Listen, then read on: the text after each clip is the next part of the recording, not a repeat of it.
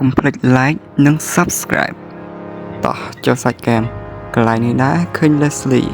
ថាកម្រងវាយ Leslie តែចាប់ជាប់មួយស្កូវដាក់មួយស្កូវក្លៀតនឹងប្រោយផ្លាប់ដេសា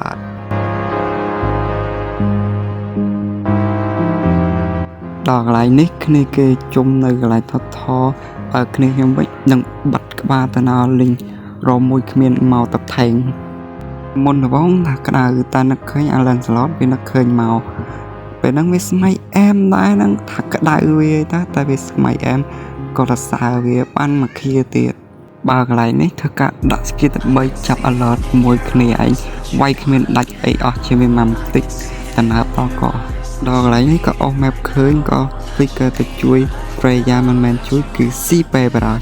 កប់ស្រីមកដល់កន្លែងនេះធ្វើការ flick ដាក់ skill 3 បោះ skill 2 skill 1អត់ដាច់ស្ដាយមែនតើតែគូសិនទៅស៊ីបានមកឃាទៀតកប់ស្រីគូសិន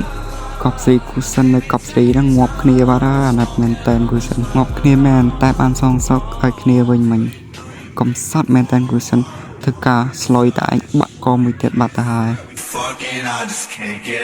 បើកន្លែងនេះធ្វើការមួយស្មាមកឡត់ឆ្លើយមែនតើនោះធ្វើមក Freya មកបាក់កមួយសិន2-1ប្រោយប្រើខ្លាញ់ច្រឡំមកប្រើដៃច្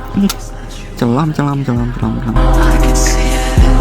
ទាប់ពីធ្វើការប្រើដៃវាយគ្នាក៏ឃើញAugustianដាក់មកខ្សែតៃប៊ីខ្សែតៃបាក់កគ្នាបាត់តាណាត់មែនតើ